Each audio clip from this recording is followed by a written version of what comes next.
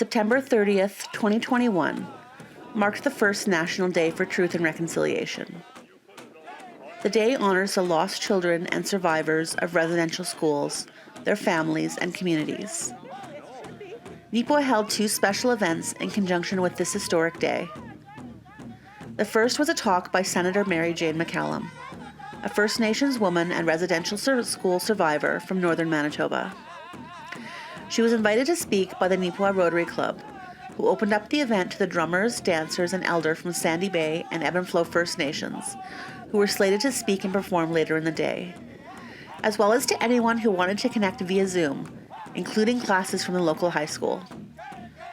When I spoke with Senator McCallum after the event, she shared with me an opinion piece she'd written for the Senate of Canada's newsroom.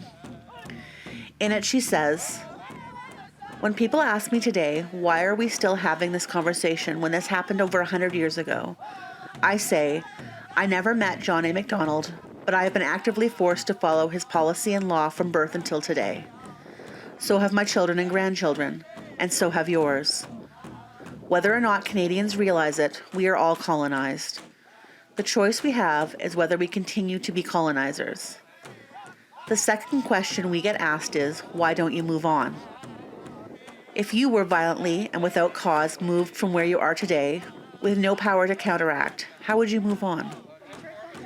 If you were violently and relentlessly attacked as a child, physically, sexually, mentally, emotionally, spiritually, and psychologically, by strangers who were supposed to protect you and were closest to God, how would you move on?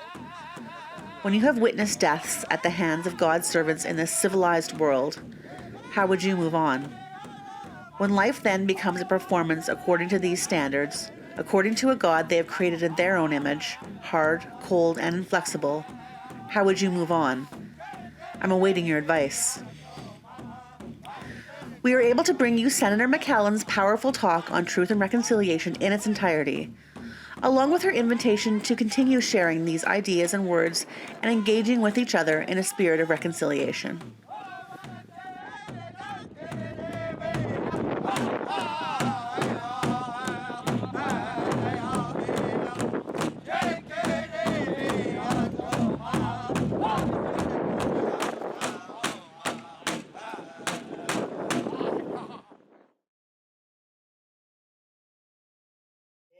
I would like to, at this time, to take a moment of silence. And this week is, of course, the week of Truth and Reconciliation. And as we all have learned during this last year, the number of atrocities that have happened to our Indigenous children historically. And I think it is respectful to take a minute of silence in recognition of all those lives that were lost many years ago.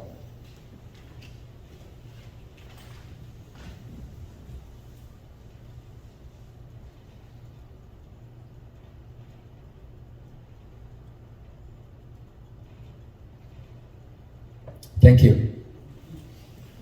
All right, it is my great pleasure to be able to introduce our guest speaker for today. Senator Mary Jane McCallum was born on a First Nation and has gone on to become a senator within our parliamentary system. So she is here today to share with us the many stories that she encountered on her path of life. But before I ask her to speak, I'd like to, in tradition, present the senator with tobacco. This meeting is being recorded.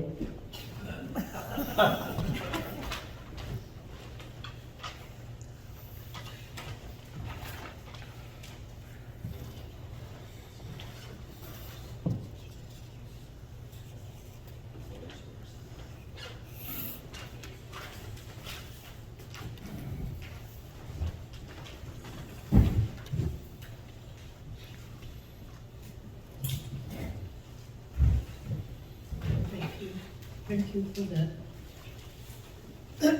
I'm going to be emotional.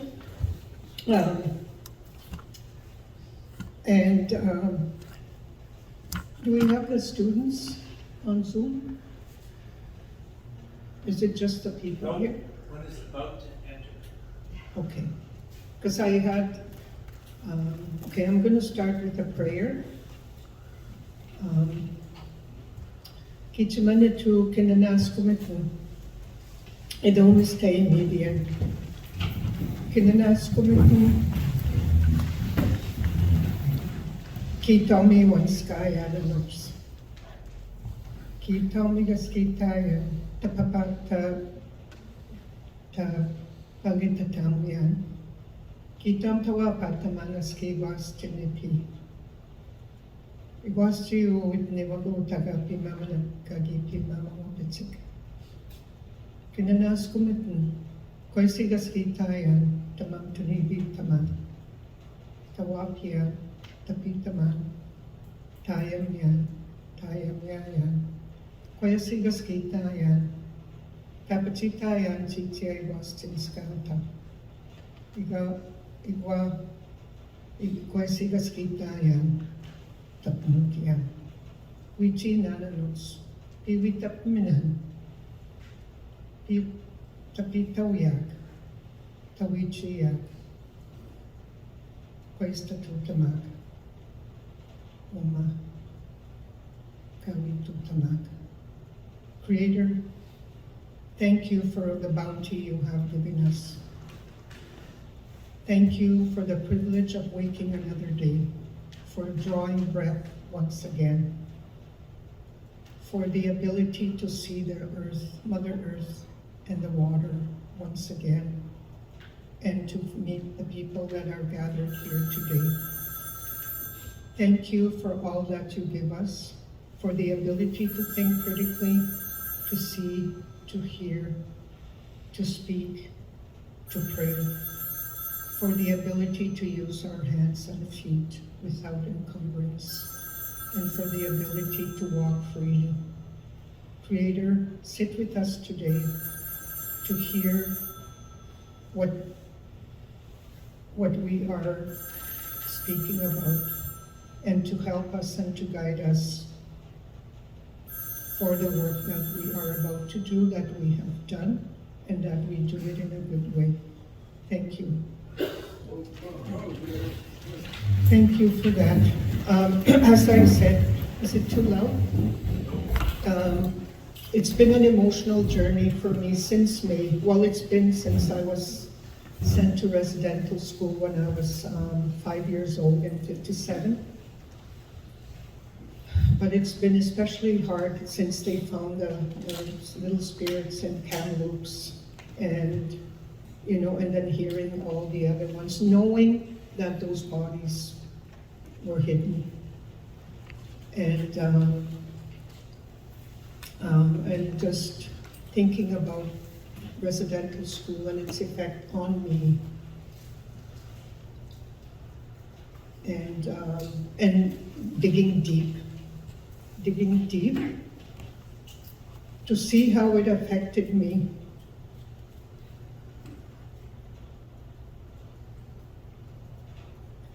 I had prepared a speech, and then I remembered I woke up at 3:30 and I thought, I can't do that speech. There's students coming in, because it's a pretty powerful story, but we don't have the consent of the parents to speak about what I was going to speak. So at 3:30, I started another speech, and it's a little bit erratic, but it's sharing parts of the journey. I wanted to acknowledge you for being here today, and for the students that will be joining us. And I wanted to make a special mention of Gwen. Gwen and I went to dental nursing together from 75 to 77 in Regina. So I moved to Regina, and we both moved from Manitoba. It was the first year they accepted Manitoba students. And and Gwen was always one that was inclusive, and I don't think she has a racist bone in her body. So we have remained great friends. And that makes a big difference when you're on your journey, and racism has always been a part of your life. I want to start by sharing some teachings that I have learned from my elders, and they have helped me to focus and to remember why I am on this earth journey and why I'm here with you today. The first teaching is that all the people that are meant to be here are in this place today. We are meant to gather for a specific purpose and to learn from each other. The second teaching is that everything happens for a reason. Every encounter has a purpose, and the people we meet may have something to teach us, or we have something to teach them. And that they model a behavior that we would like to emulate, like I have just spoke about Gwen, and her inclusiveness, her friendliness, or behavior that we know we need to change because somebody is modeling it for us today. Not today, is modeling it for us. And I see that when I see people bully someone or judge someone, and I realize how hurtful is that it is. So we learn compassion that way.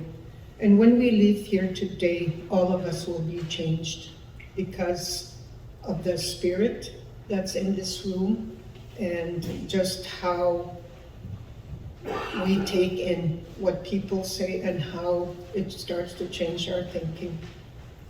I want to thank you for that and my personal and spiritual growth that will happen because of this interaction today. Each of us has experienced different stories in each of our home communities. As a young child, my life in Brochet, my home, had a rhythm. Life had a purpose, and this purpose changed as I grew older, although I didn't notice the change. As children, we are born knowing and giving unconditional love to those around us. And for me, that included the lands, the plants, the trees, the water, the animals, all our relatives. The land was our playground and a place of safety. Each of us are born with innocence, curiosity, wonder, forgiveness, awe, energy, tolerance, gratitude, and honesty. We are all born with that. And for some reason, society takes that away from us, and then we spend a lifetime searching for them again. I watched the pattern of life through these lenses as I watched the actions and behavior of my family in their daily rituals. We got up in the morning and some cooked and others cleaned up. My home was a one-room cabin with beds and bedding that had to be put away to make room for the day. After cooking and cleaning, we were allowed to play and wander in the bush chasing squirrels and birds.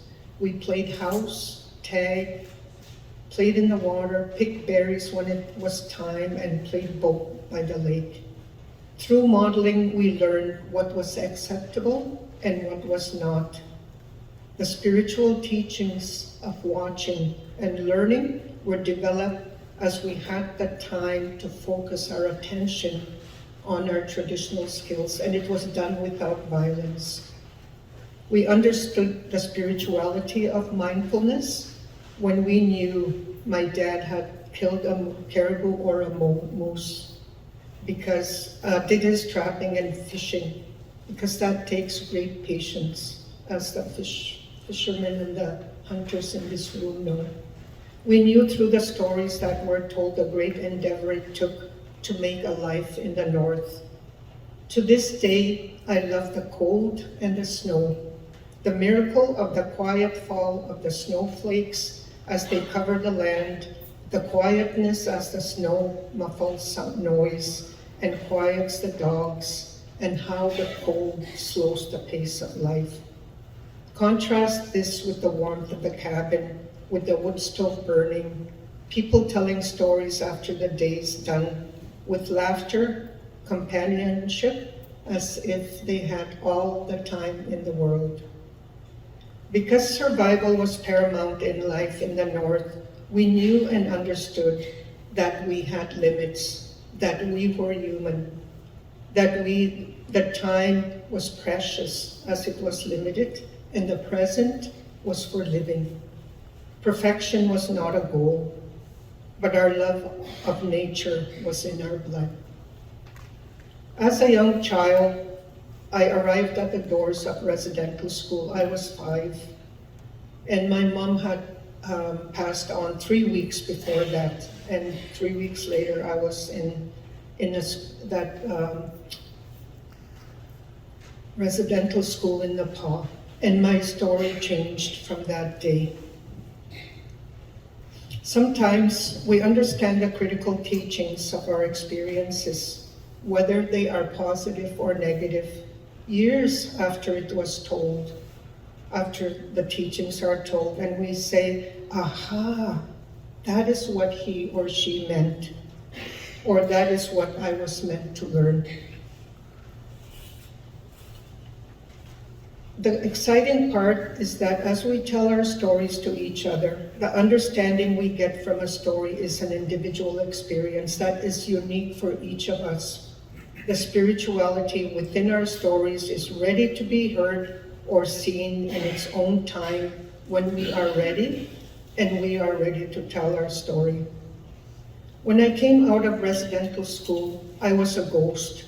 There were no borders, no edges. I was a fluid mass, a sponge who would soak up what the next person or people would say and give.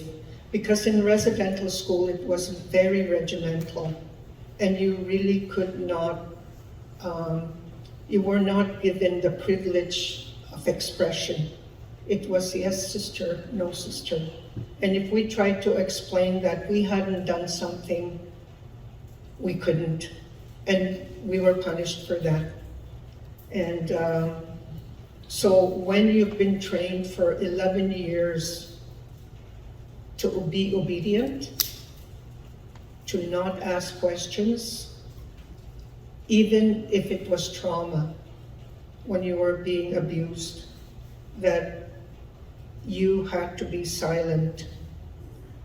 And, I didn't realize then that these years made me powerless, useless, and helpless. And at the beginning, I didn't have any anger. I thought, you know what, there was nothing wrong with residential school. I'm okay. And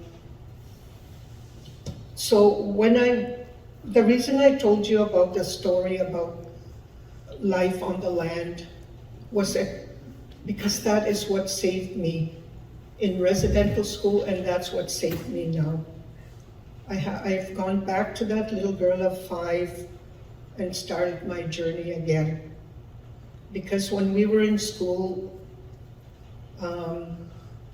you're kept in a pen, and as one of the people said, the greatest, where is it? Sorry.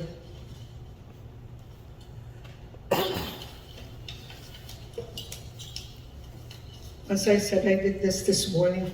He said the most potent weapon in the hands of the oppressor is the mind of the oppressed. So I keep myself oppressed, and I do it through internal stories in my head. And I'm able to catch it easier now and say, stop it. You're 69 years old, quit it. But I can fall victim just like that. Even with my, all the healing I've done. And so that creation of space, that through that traditional lifestyle and teachings, helped me to prepare and overcome what was to come in my life. Because when you've believed that you are this person, when I came out of Guy Hill, I didn't know my culture, and I couldn't speak my language. And I believed in all, I was ashamed of myself and ashamed sometimes of my people. And really, there was no reason to do that, but that's because of all that brainwashing. And so when I started to change my identity back to that little girl, you know, I really don't have a template. So I'm on a journey where I'm working with myself. And I was just telling Gwen, I've had dreams for 3 nights about me going somewhere with a group of people, and then I lose them one by one. And I'm wandering around the hallways. I don't understand the language. I feel unsafe. I don't know what I'm doing. I don't have a purpose. And, you know, and I realized that is how I feel right now with all of this coming out and me challenging myself to the next level, you know, of uncovering what has happened. So that traditional lifestyle has really, really helped me to ground myself. And it's amazing because what I'm going to do next is to take up the drum. And my cousin said to me one time, "Come, I will drum for you." And she sang. I could hear the ancients in the drumming and the voice. I thought, that's what I want to do next. And this was like 4 or 6 weeks ago. So when they told me the drum group was coming, I was like, I can't believe it, you know? I'm continuing. Okay, and so I thought I had this all. Okay, so sacred stories move us deeply. They change us and they bring us closer together. There are 2 essential elements of sacred stories. They're powerful vehicles that tell us about ourselves and in that way transform us, while simultaneously connecting us to our fellow human beings. We are aware that some profound lesson has been imparted.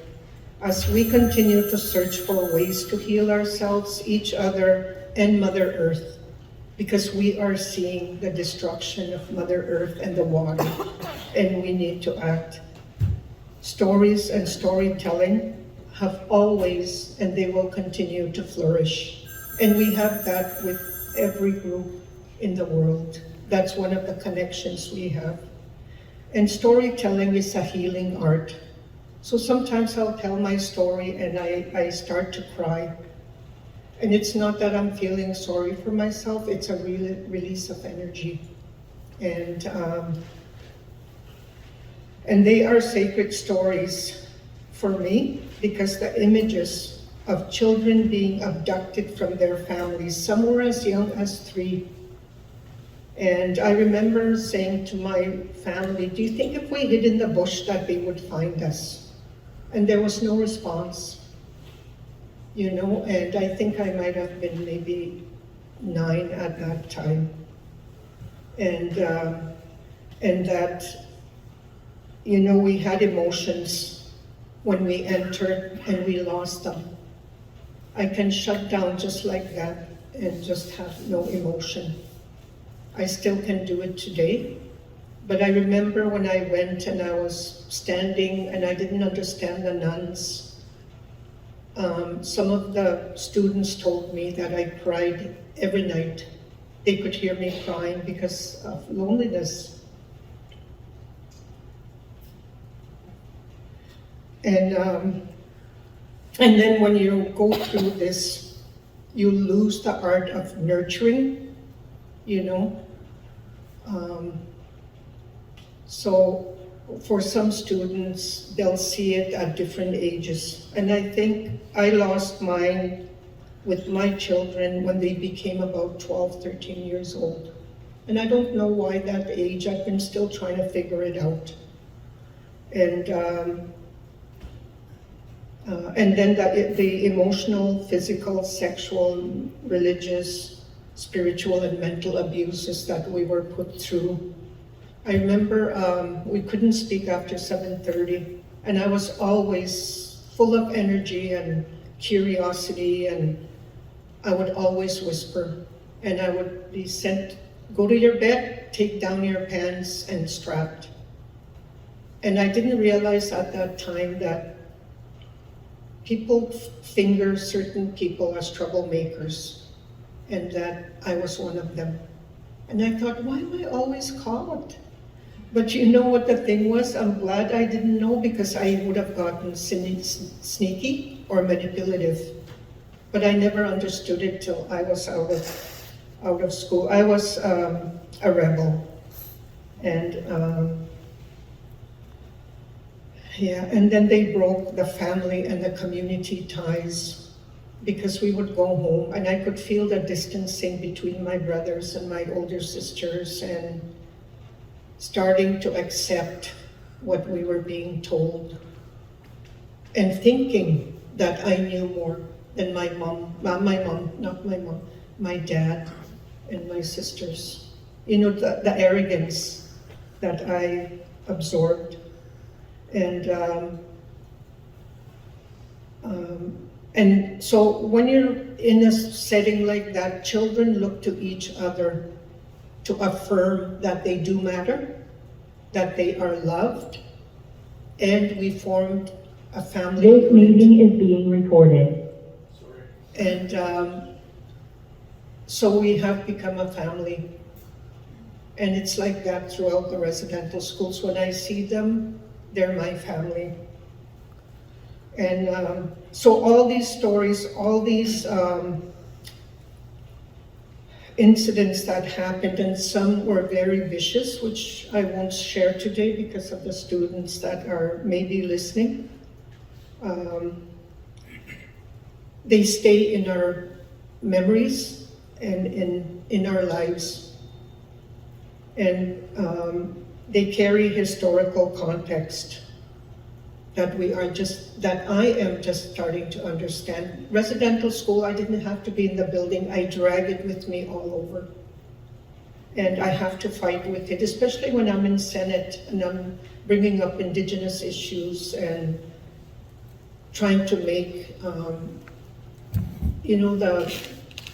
this systemic racism that exists on Parliament Hill, whether it's Senate, the House of Commons, or Prime Minister's office, has been historically the most colonialistic, and I'm working in there. So it's daunting, but I know that we are put in places for a reason. And so when we tell our stories, it's for our soul, for me to regain my power and spirit that I gave away during residential school, but after. Because one of the other things we never talk about is, which I'm going to talk about tomorrow morning at another function, is sexuality and sexual assault, and how it continues today within our communities and within the larger society. And that really brings a lot of shame in. So there's almost continuous shame that I have to unearth and say, what is it this time? Because with my language, I'm getting it back, but there is shame in there. That's why it's harder for me. I understand it. I spoke only Cree when I went in. How much time do I have? Okay. And when I talk to students, I'll say to them, being First Nations is not optional. Race is determined at birth, and with it comes our unique history, language, and culture.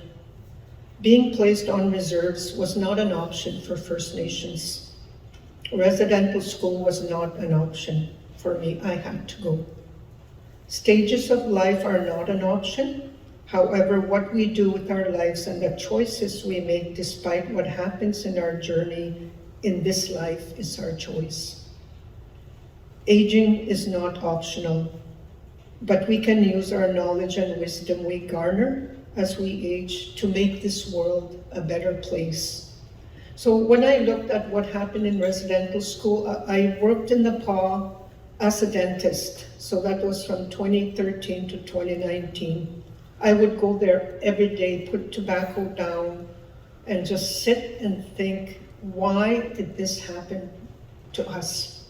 Not in anger, just really, why did this happen? Because I knew I had to move on, and I wanted to move on. And so when I look at what happened, and today when I look at a challenge, I think, okay, what is that challenge going to bring out in me? Because that's the purpose of challenges. It's to bring out the gifts that God gave us, whether it's courage, compassion, forgiveness, kindness, because I have to be remembered to be kind to myself.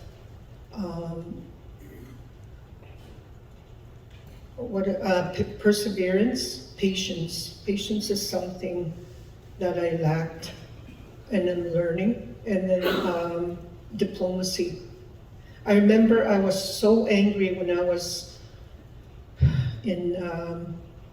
starting my master's, and one of the elders, we went to Kanawaki in Quebec, and one of the elders took me aside. She said, Mary Jane, don't go for the throat when you talk to the government or people.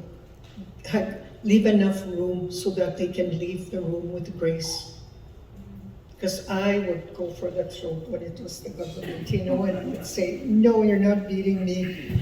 And I start to force myself to back off. And I think, do they know I could have gone for their throat? And then it got to the point where I could do it and it didn't matter because it was about me and my growth.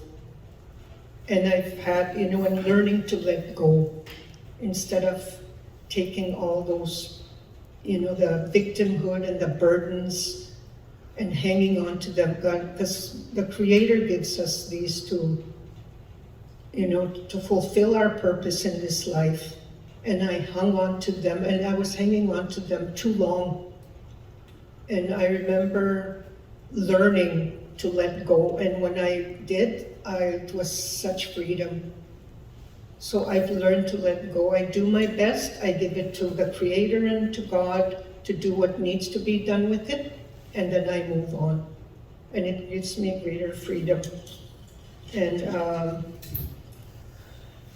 I had written a story. It's called Bless Me, Father, for I Have Sinned. And it was published. And it was because of this sin that I was told I was a sinner and would be nothing but a sinner. And I thought, and I remember you're young when you start these, it's Catholic, 6, 7, and I thought, what are they doing in that little room? And I would watch them, and then when it came time for me, I was so excited. And then I thought, I'm going to be the greatest sinner there is. Because you're a child and you think to me that pleased the Father. So I would just spend time digging up all these sins that I could think of. I mean, what do you do at 7 or 8? And I would say, okay, I stole 40 times, I cheated 60 times, even though I didn't do those things. But the last thing, and even at that age, my mental capacities were there. The last thing I said was, and I have lied. Because I was lying. And I have lied 80 times to cover myself. So it was a game for me. But of course, it ended up being more than that because of the continuous, So in that book I wrote, the little girl of 4 opened the door of the cabin to the trap line and looked up at the full moon, and that's why I have a bracelet with the full moon that cast a bright light on the snow. The snow on the jack pine tree branches and the snowbanks were pristine, and the forest was quiet. She looked up at the moon excitedly and looked to see if she could see the face of her mother on the moon. And I relate the full moon to my mother. She wondered if her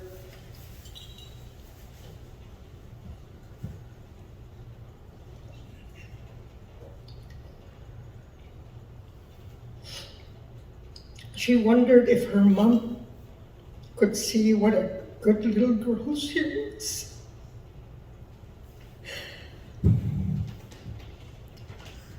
That night, as I looked up at the beautiful full moon, I knew my mom was somewhere in a place called heaven, and I was full of hope, innocence, love, and expectation.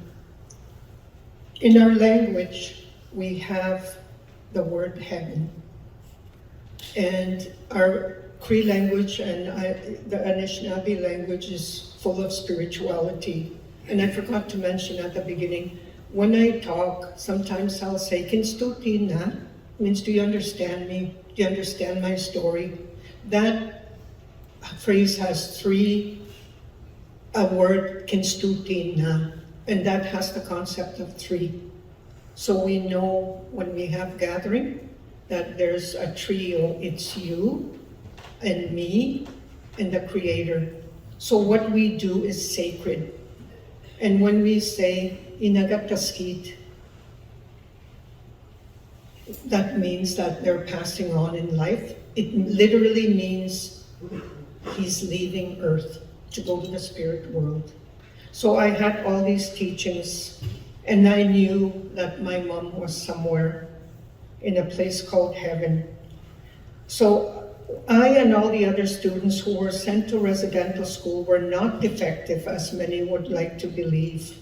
Even some of my people today believe that today, that we entered as defective beings, but we didn't. And I wanted to end off with I did an op-ed, and I gave it to Gwen if she wants to, she can pass it to people.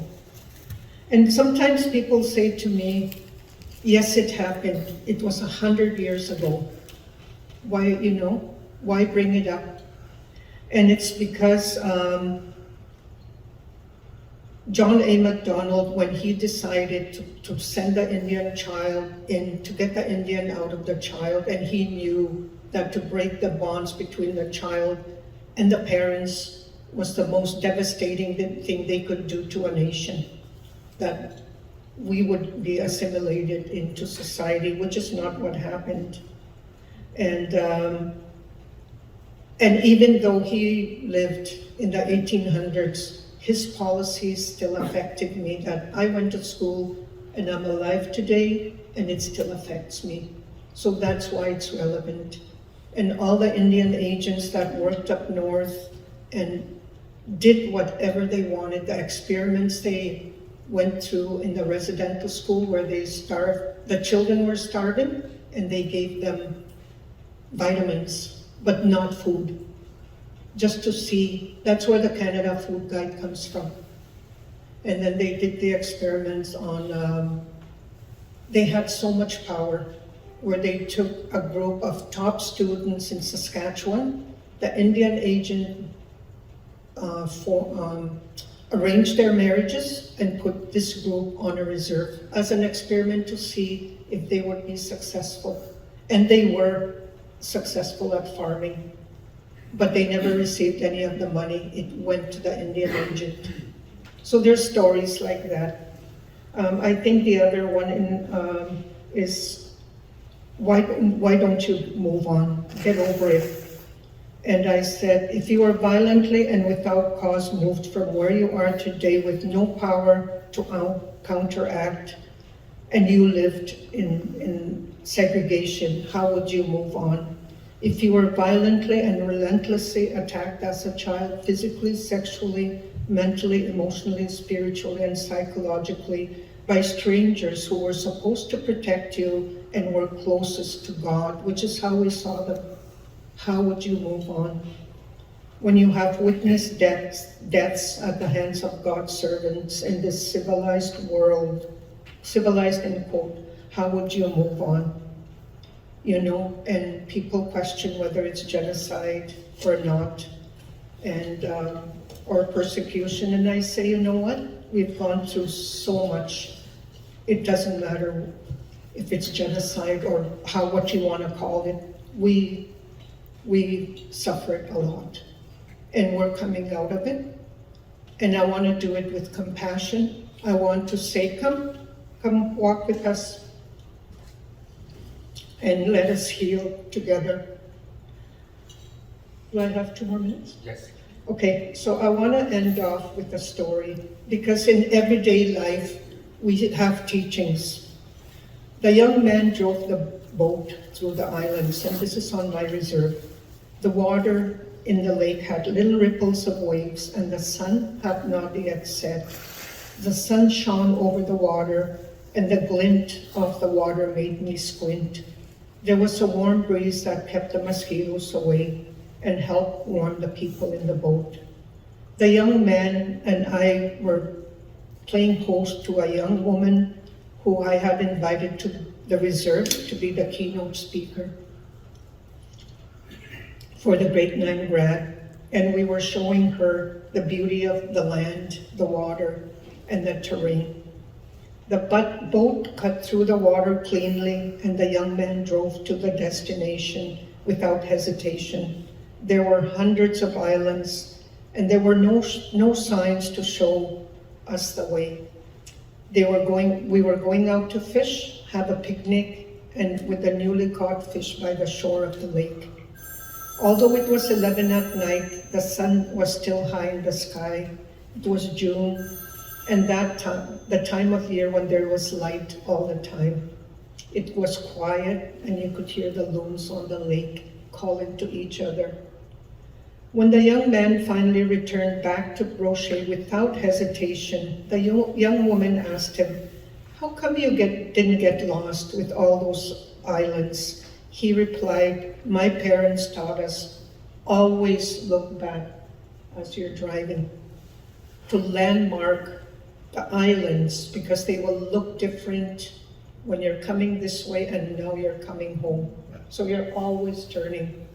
So my friend and I looked at this teaching. It means don't ever forget where you came from, and realized that we could take it to many levels. Always look back at how you treat people so you don't repeat mistakes. Always look back at your history to know who you and your people are. Always look back at what made you happy. Always look back at what made you strong. Always look back to the people who helped you along the way. Because in my journey to Senate, it's not as an individual. None of us are individuals. We are a collection of everyone that has touched us. Everyone. And I carry those people with me onto the Senate floor.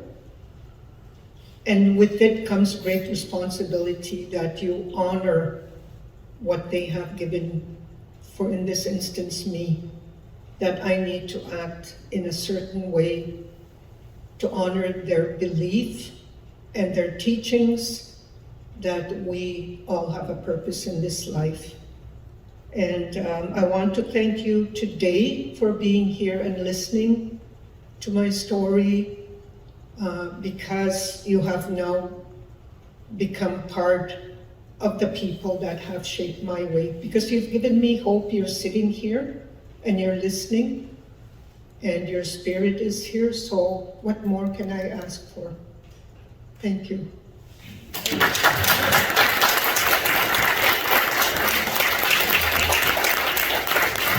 Are there any questions that anyone would like to ask of the senator? We have a few minutes that we can do that. I have a question, but it's probably a really big answer. So,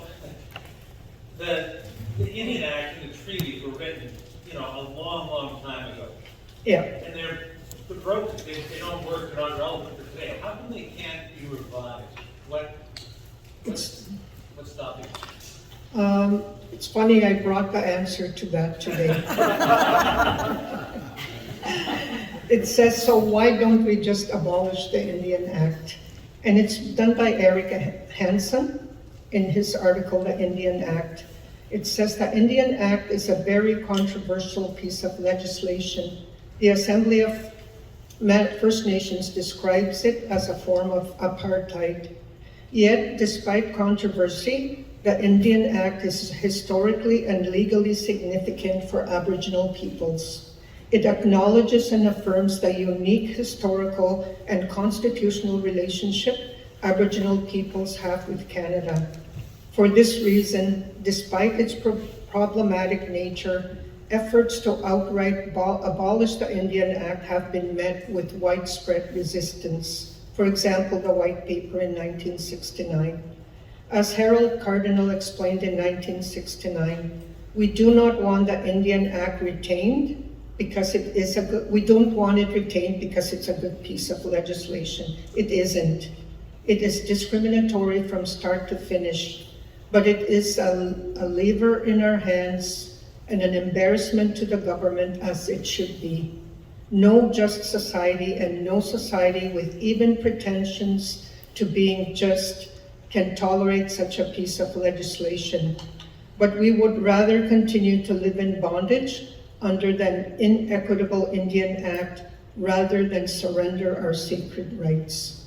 Anytime the government wants to honor its obligations to us, we are more than happy to help devise new Indian legislation.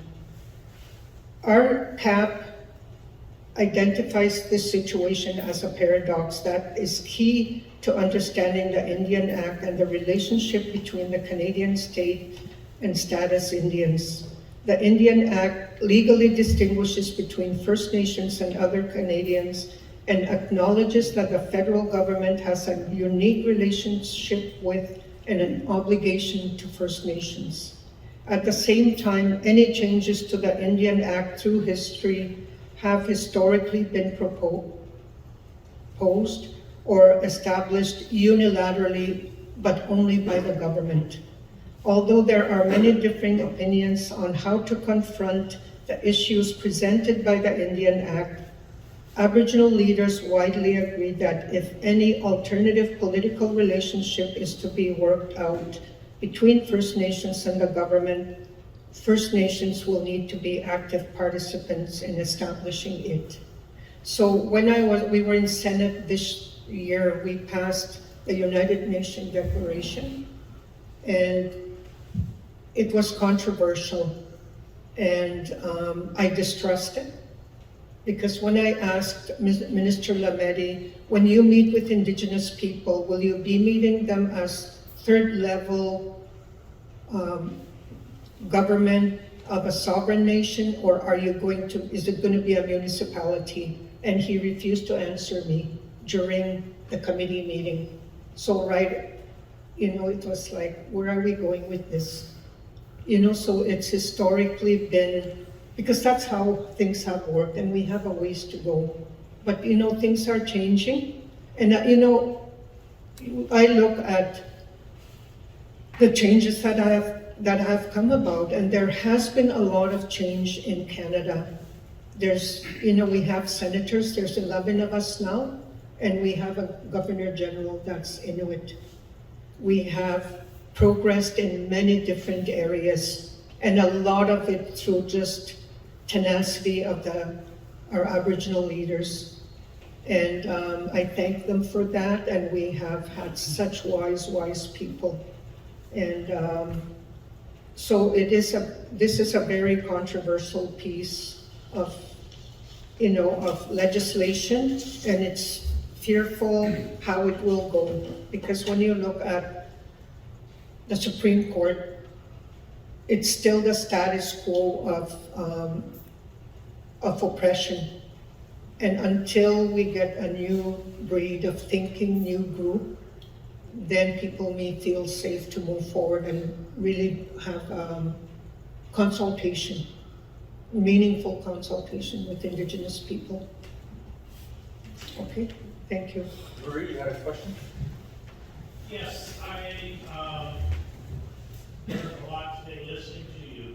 How do you see the whole reconciliation framework moving forward? If you had a magic wand today, how would it move forward?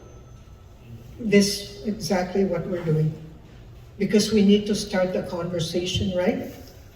At the grassroots level. It cannot start top down. Any laws that are brought in, people think, oh, we can fix this through law, but we can't, not relationships. It has to come from the hearts and spirit of people. So that's why I thanked you, because you've invited Sandy Bay here, the drummers. We're sitting with you. I have goosebumps. Isn't that how, and to do it from town to town to town. And I don't know if you know, I'm Chancellor for Brandon University, and this is what we envisioned, that as Brandon, we were going to start going out to the Indigenous and non-Indigenous schools and start working with the students because they're the ones that are going to go, if they go to Brandon. And how do we make that university relevant for them so that they would think of going to Brandon? And working with the non-Indigenous and Indigenous students, because they're the ones that are going to be walking this walk, you know? So I thank you, because this is the first step. Can you see it? Yes. Thank you.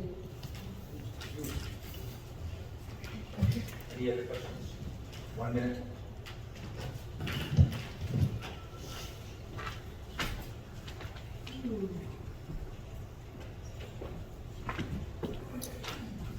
Well, on behalf of the entire Rotary Club, our guests with us today, and the community of Neepawa, thank you very much for sharing with us today, Senator McCallum. And I completely agree with what you said, is the better understanding that there is about what was behind us and where we're hoping to get to will make that journey much more meaningful. So thank you again for sharing with us.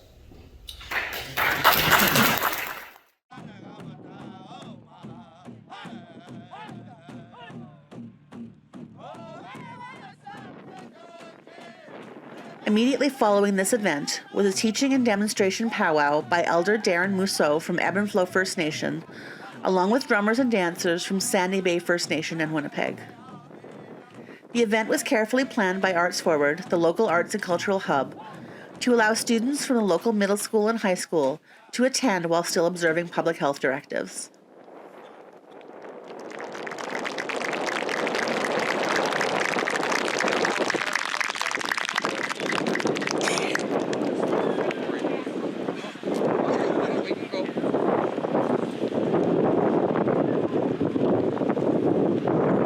Good day, everyone.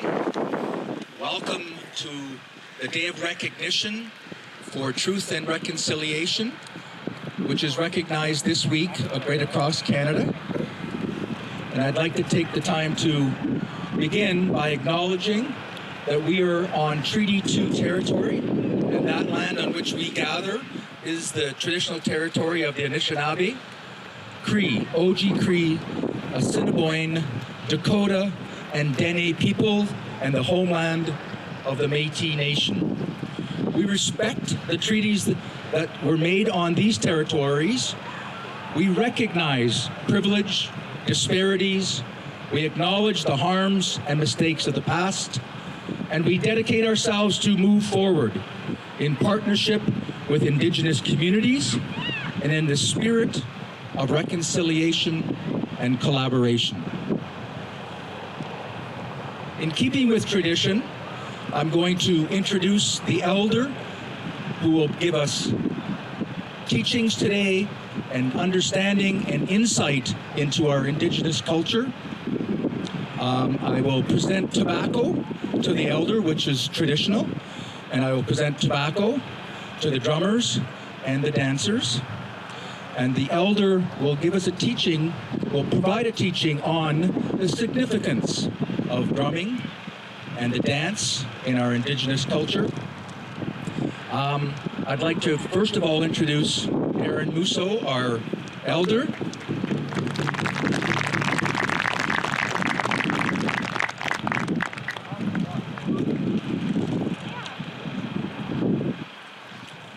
The other performers for you today are Patrick Roulette and everyone in a roundly loud voice, happy birthday, Patrick. Happy birthday, Patrick! And you can sing a birthday song if you like. Let him do it. Alexander Vivian, Peter Roulette, William Mousseau, Darren Roulette, Fred Roulette, and Stacy Roulette. Peter Roulette and Stacy Roulette are your traditional dancers. And AJ is the grass dancer. Thank you very much.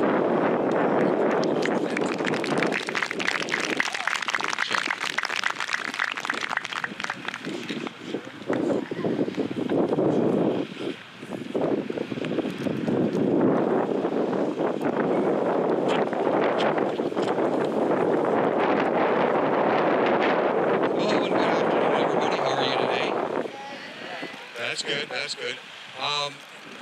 The reason why we're all here today is we're here to start working together and learning about one another. And, with that, I have one little story, two messages to get out to you today. It's because in our traditions and our beliefs, when you're given a message through dream to share, you have to do it where things will happen that are not very well. And things will funny. But first, and one of the most important teachings that I have for you today is Mother Earth is sick, and she's not gonna be with us very long if we don't start watching what we do to her. Mother Earth. When I talk about Mother Earth, I talk about Earth. Us as humans are taking too much away from her, and we're not allowing her time to heal. And the message is if we don't start looking after her and letting her heal herself, she's going to do something that is going to make us all pay. So remember, recycling is very, very important. Keep her clean, and we'll help her heal, and together we'll get through all this. The second one is directed to young warriors, young men. Take a look to one of the women that are sitting beside you, one of the girls, and realize that is our future. That's our life givers.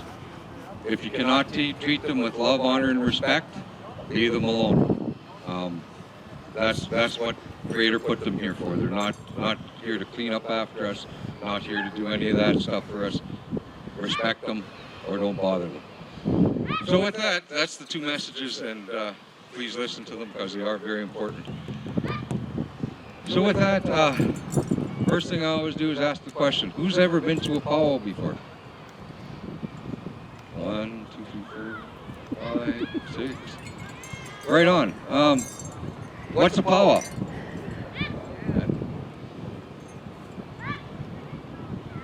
You gotta really yell because I'm losing my hearing. A traditional dance.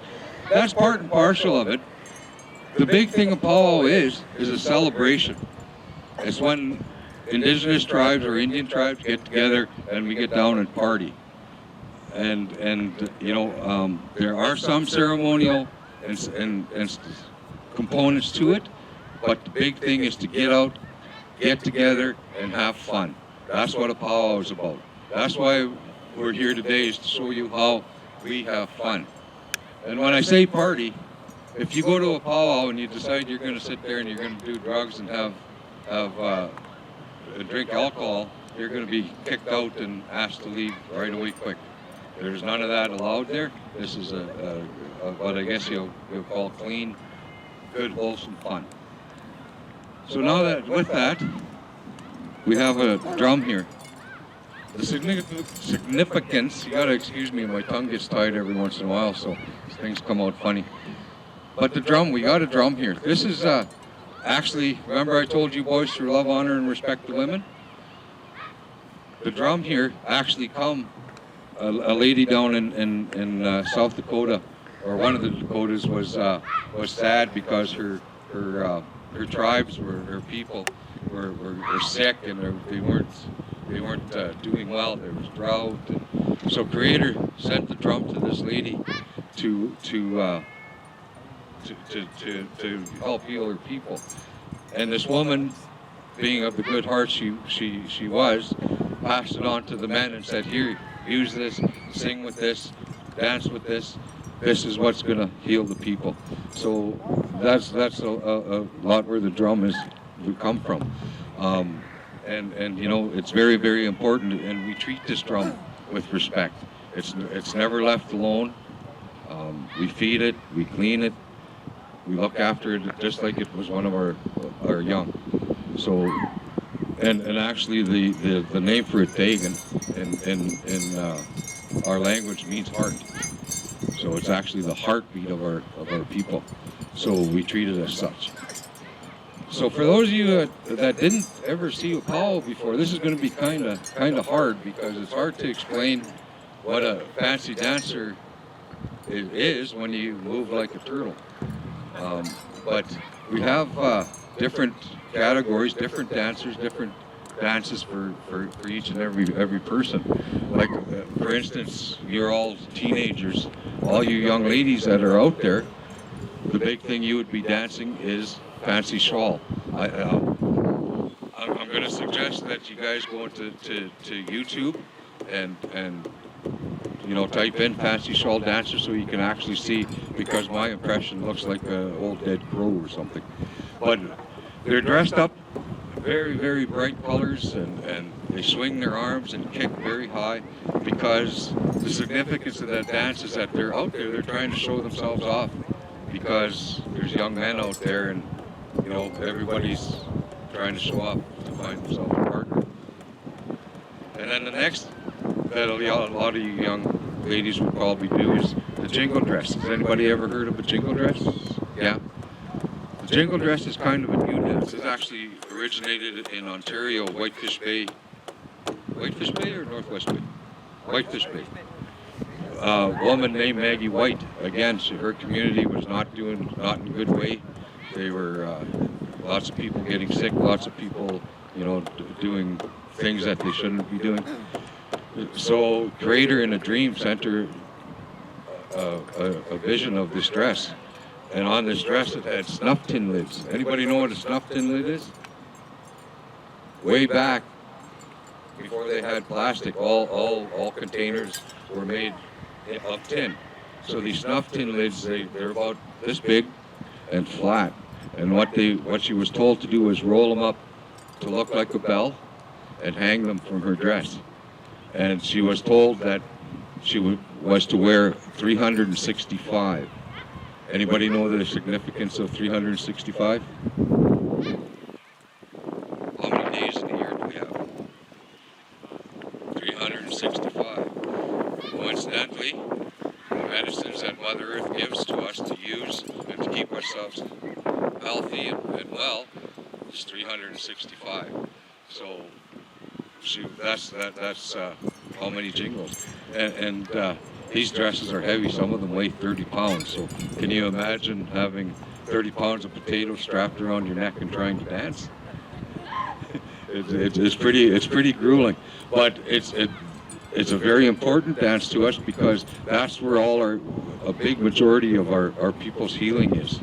If you're not feeling good and you just feel that, find yourself a jingle dress dancer, shake her hand, and before much too long, she takes all that bad away, all that sickness away, and helps heal you.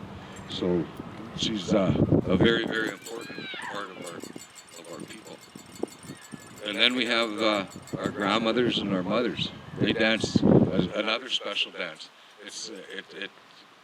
it's not very, you don't see the big high kicks and all the stomping around, but they stand in one spot and they swing their fringes in time with the drum.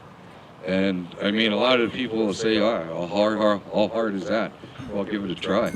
I mean, it's a very, very difficult dance to do. Like you're doing deep knee things for about 3 minutes, and you're swinging your arms and making everything look pretty. And then we get into our men and boys. And like I said, I wish I would have had another day so I could have come and showed you on YouTube some of the different style dancing, because it's like there's a lot of it. We have fancy bustle dancers. They carry 2 bustles, one on just above their backside, and then one right between their shoulders. And like the fancy shawl dancers, they do a lot of high kicks. Like I seen one stop 3 feet in the air. Just kidding. Can't stop in the air. But they do cartwheels and everything. Like they're just amazing. And they do the same thing as the fancy shawl. They're out there showing off their stuff, so hopefully, eventually they'll find themselves a partner. Someone will look at them and, ooh wah. Ooh wah means all right on. And then we have a lot of dancers. We have chicken dancers, they're called. And I'm not talking going to KFC and picking up a box of chicken and strapping it to yourself. No. What they do is they watch. Anybody seen prairie chickens? No one seen a prairie chicken? Yeah. You ever see a prairie chicken when he's mating? How he stomps around and he has his arms out? Well, that's what these guys do. They have a special dance where they do that, and like I said, they scratch the ground. They emulate the prairie chicken. It's I know it kind of may sound comical, but actually it's one of the most beautiful dances that I've ever seen. The way they do that. And then we work our way. AJ, getting ready?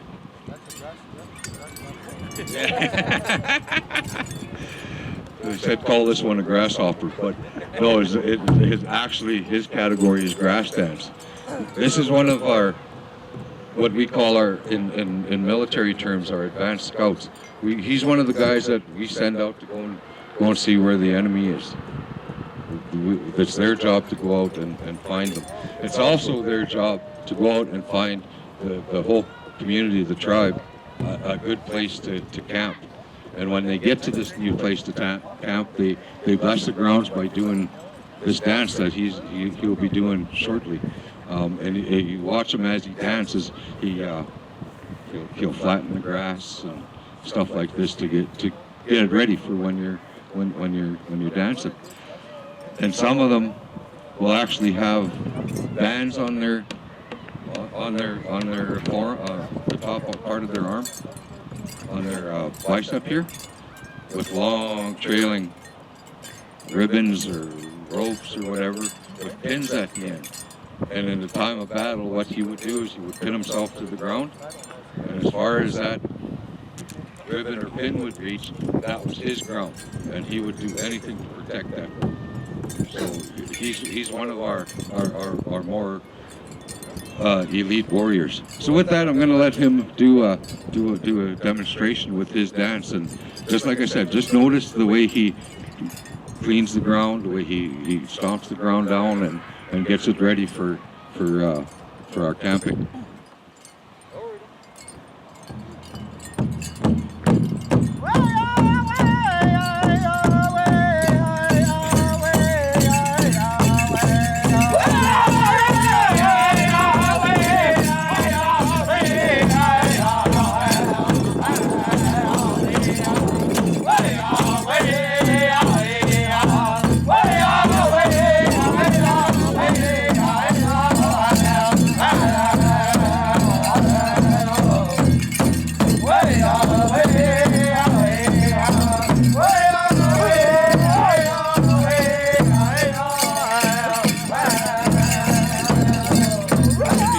Two gentlemen over there. They're our men's traditional. They're more of the generals and majors and the higher ranking guys. Do you notice the feather caps they wear?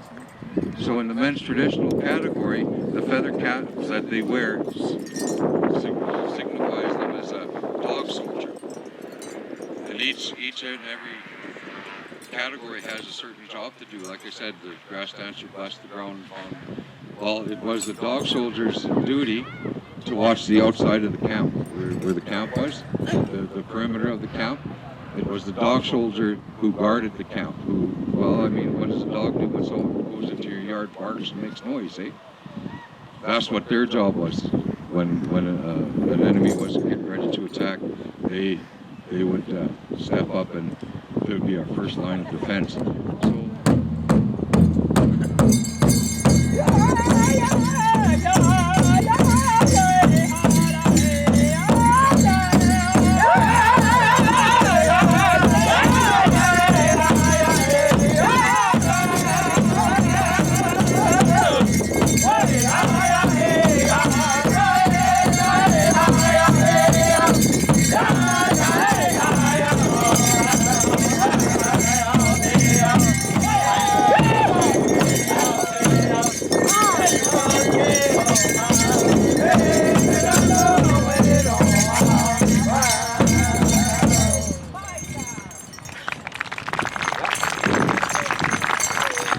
So that was their straight song. That was their chance to show off and strut their stuff.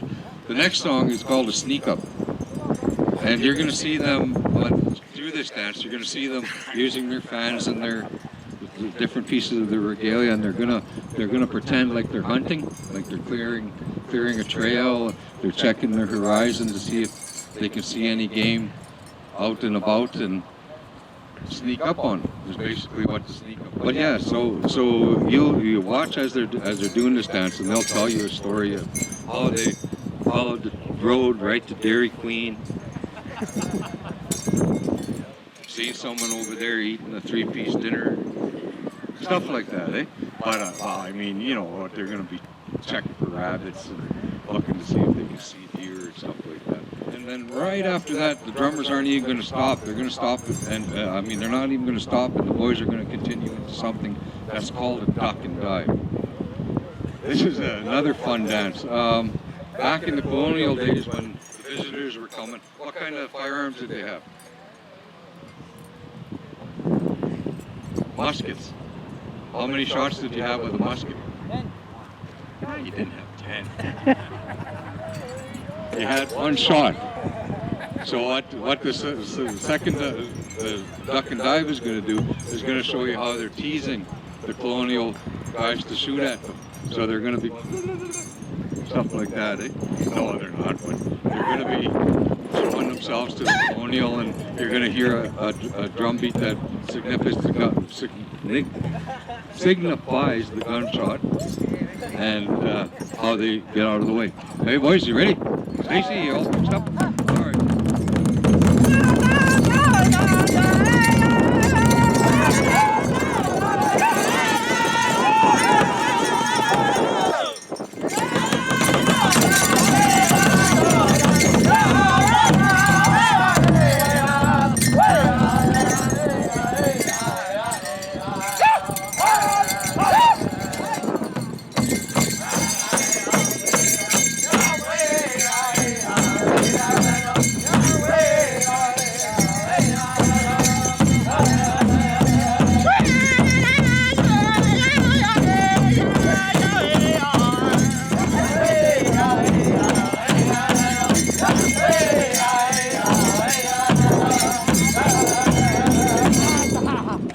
Guys hear the gunshot and see them duck?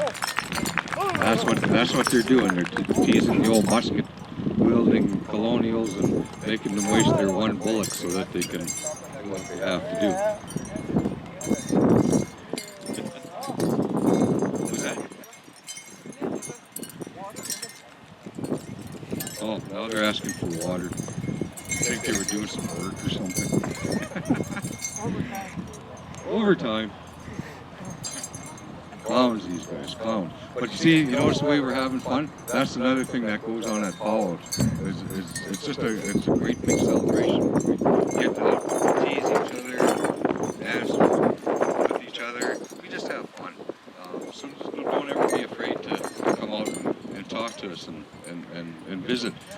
only thing that we do ask, and this is a teaching that even our people are forgetting, if you go to a pow, let's say you come to Flow next August, it's always the third week.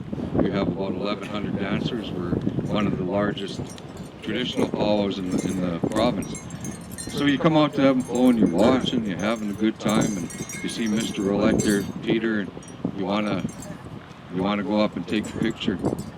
Mom and Dad might not like this too much, but take tobacco. And when you go and ask Mr. Roulette, can I take your picture? Give him a gift of tobacco, just as a sign of respect for his outfit and for the spirituality of what he's doing. Because, like I said, everybody's out there and they're dancing to have fun for everybody, to make everybody feel good. So we in turn will just show them the respect. So if you see someone that you want to take a picture with, just offer that little offering of tobacco, and ask them for a picture, or to explain something. If you see them do something and you want to know why they're doing it, just a little bit of tobacco and give them your question, and they'll answer. I mean, we're not mean and ugly. Well, I mean mean. So with that, one of my favorite dances, though, and this I really like, it's called an intertribal. Anybody know what an intertribal means? Anybody hear the term intertribal? That's where we get to stand up and we get to dance with all of our friends, all of our family from all over. So how many of you here do not know how to count to 2? Everybody's got it down? 1, 2, 1, 2. Everybody knows that? Right on, everybody stand up. Everybody stand up. And at powwows, everybody know how the sun circles the earth? Like this all the time? Like this, always the same way? So in powwows, everything goes this way, to follow the sun around the earth. So with that, I'm gonna get the boys to start in a few minutes, and you guys are all gonna dance with us. All right? Don't be shy. This is not meant to make you shy. This is not meant to make a fool of you. This is meant to have fun with you, and I, because I'm not a dancer either. I don't dance very good. So as long as you can count to 2 and you can move your feet to that rhythm, you're good to go. Don't be scared. Hey, 1, 2, 1, 2, 1, 2.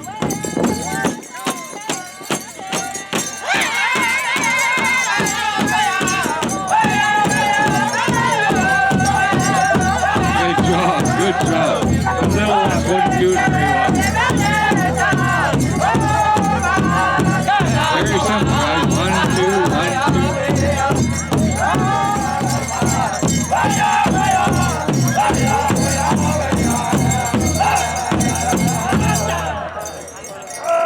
Wow, thank you very much. From the bottom of my heart, guys, thank you very much for sharing that. Thank you very much for sharing with us. I know that takes a lot of nerve, but that's what we do. We have lots of fun before we go. So anybody have any questions at all? It can be what the drum is made of, what the significance of tobacco is, anything and everything that you're curious about, we're here to share.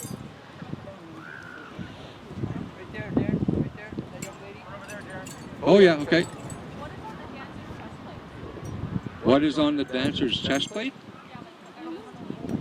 Those are, well, they're plastic beads, but they're actually meant to signify bone, like the long bones and rabbit legs, or that's what they're meant. Stacy, you want to go over and let her have a look?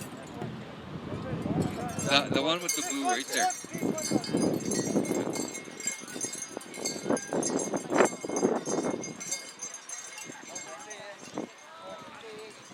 See, in the olden days, you got to remember, all this stuff was made from natural stuff that you'd find in nature, bones, leather, stuff like that. So all this is just modern versions of old things.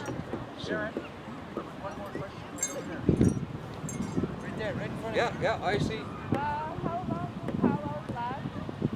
How long do powwows last? As long as you want them to. We usually go Friday, start at 7 at Friday, end at midnight, and then Saturday start again at 1 o'clock, stop at 5, start at 7, go to midnight. But there really is no time limit. You go until, like anything else, like a family reunion, you go until you're all done. Like I said, it's a celebration, so as long as you want to celebrate, that's as long as you go.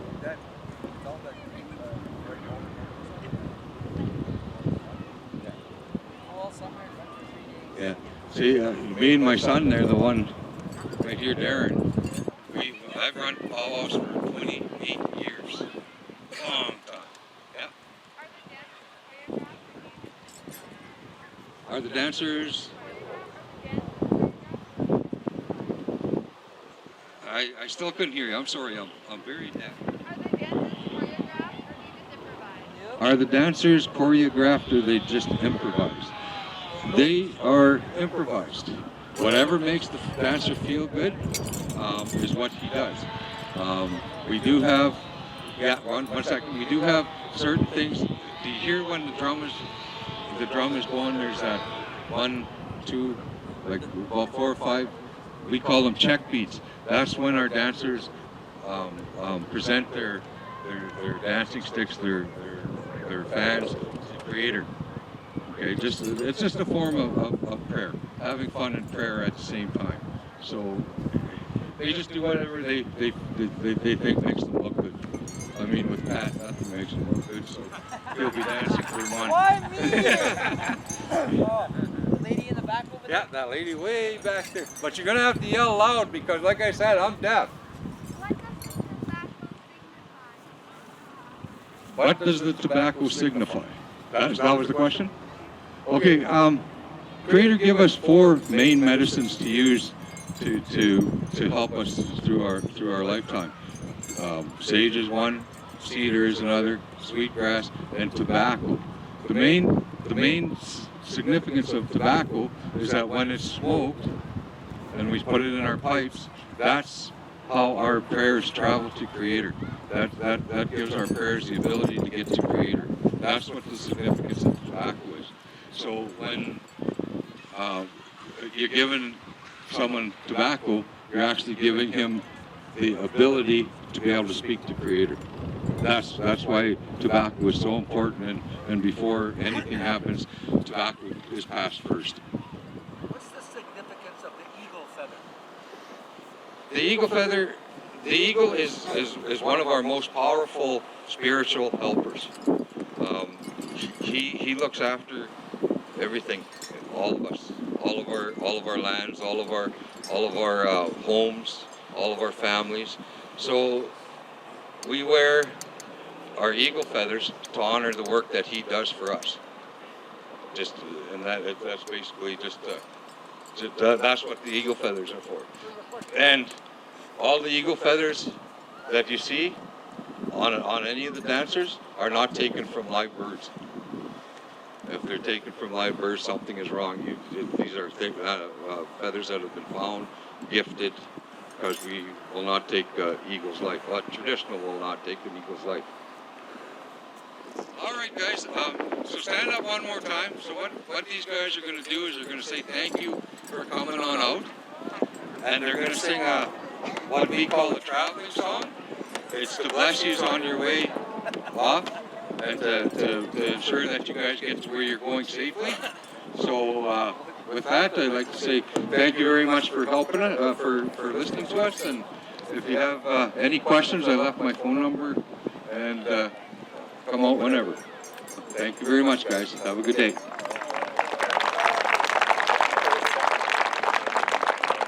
Darren, gentlemen, on behalf of NECTV, the town of Neepawa, and the Neepawa Rotary Club, we want to say thank you very much for sharing your culture with us and helping us to get a better understanding of a culture that has been around for a long, long time.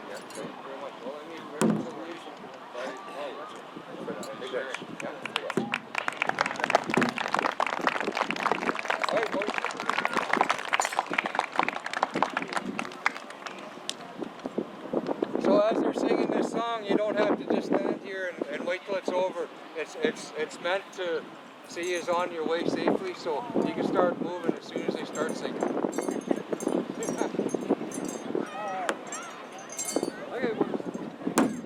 Thank you, guys. Really appreciate you having us here.